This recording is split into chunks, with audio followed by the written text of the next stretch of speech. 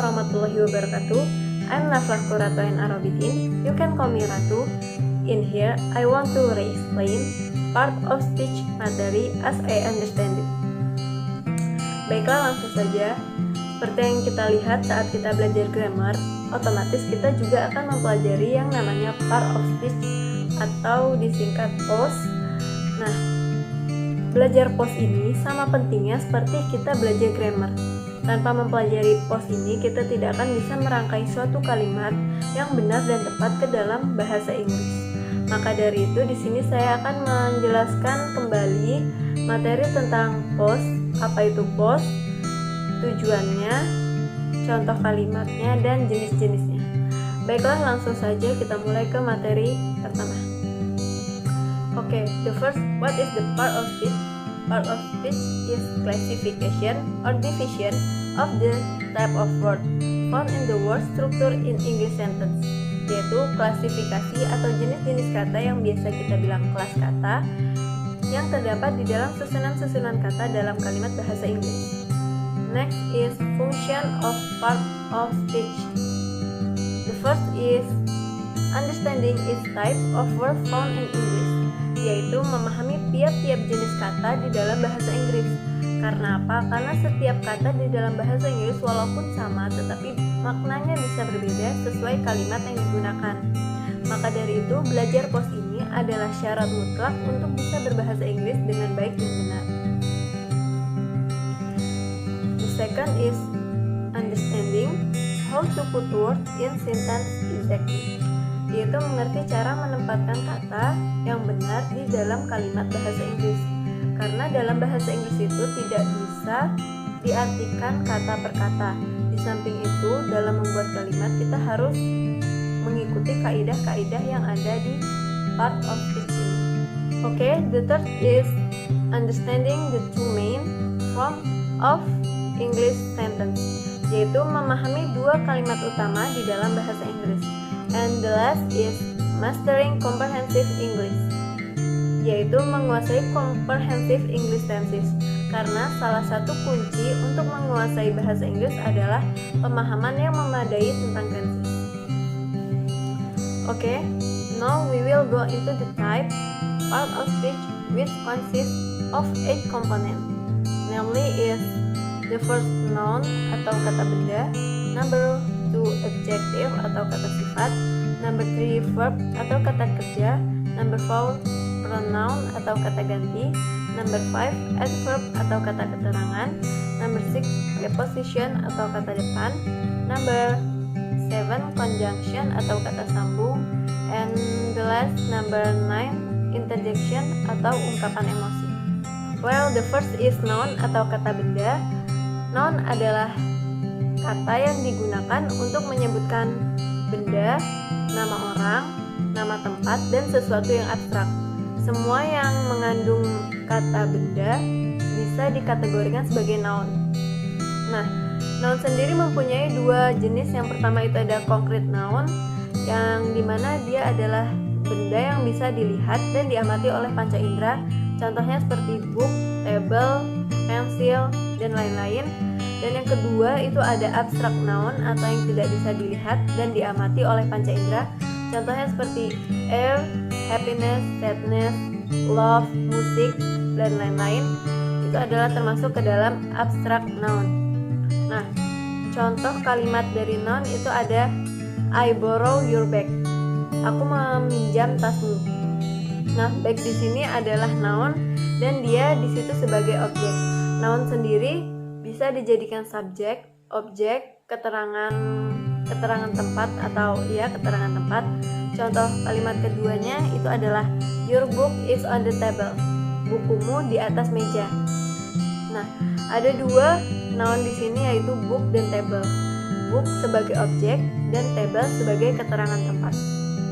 The second is adjective atau kata sifat, yaitu adalah kata yang digunakan untuk mendeskripsikan sebuah noun atau pronoun.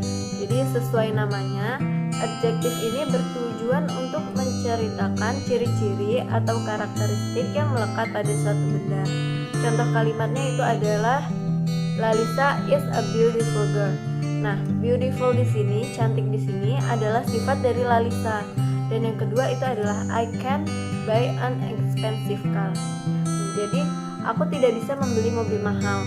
Mahal di sini adalah kata sifat dari si mobil itu. Dan setelah kata adjective itu selalu diikuti oleh noun atau pronounnya yang diceritakan.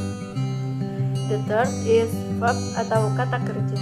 Nah, kata kerja itu adalah kata yang digunakan untuk mengekspresikan sesuatu yang sedang dilakukan oleh noun atau pronoun. Verb sendiri itu sangat banyak jenisnya tergantung dari sudut pandang yang melihatnya. Contoh kata dari verb ini ada walk atau berjalan, hit atau memukul, touch atau menyentuh, dan masih banyak lagi. Example kata kalimat, contoh kalimat dari verb ini adalah I hit you with that spoon. Aku memukul kamu dengan sendok itu. Nah, aku memukul ini adalah sesuatu yang dilakukan oleh akunya kan, subjeknya dari nounnya itu. Nah, jadi hit itu, memukul itu adalah satu kata kerja. Dan yang kedua itu adalah do not touch me, jangan sentuh aku, jangan menyentuh aku. Nah, menyentuh di sini adalah satu kata kerja, jadi dia adalah verb juga. Selanjutnya ada pronoun atau kata ganti. Jadi pronoun ini adalah kata yang digunakan untuk menggantikan noun. Secara umum pronoun itu ada I, you, they, we, she, he, it. Tetapi masih ada jenis-jenis lainnya dari pronoun seperti subject pronoun, object pronoun, possessive adjective, possessive pronoun, and yang terakhir itu ada reflexive pronoun. Nah, contoh dari kalimat pronoun ini ada seperti I bought you some snack. It is on the table. Nah, it di sini adalah sebagai pengganti snack-nya. Jadi, snack ini, kata snack tidak perlu diulang lagi di kalimat setelahnya, tinggal tulis it aja sebagai kata gantinya. Nah, yang kedua itu ada my friend George is a doctor. He lives in Jakarta. Nah, kan itu he itu kan mengarah ke my friend George sama dokter. Jadi tiga ini bisa diganti langsung aja dengan he, nggak perlu ditulis ulang lagi. The next is adverb atau kata keterangan. Adverb adalah kata yang digunakan untuk menjelaskan informasi mengenai verb yang dilakukan. Nah, adverb sendiri itu ada 4 macam. Yang pertama itu ada adverb of manner, yaitu menggambarkan tentang perilaku. Contohnya seperti sadly, happily, angrily, dan masih banyak lagi. Yang kedua itu ada adverb of time, yaitu menggambarkan tentang waktu. Itu contoh katanya seperti tomorrow, yesterday, now, dan masih banyak lagi. Yang ketiga itu ada adverb of place, menggambarkan tentang tempat. Itu seperti market, school, dan masih banyak lagi. Yang keempat itu ada adverb of frequency, atau menjelaskan tentang intensitas derajat seperti seldom atau sometimes.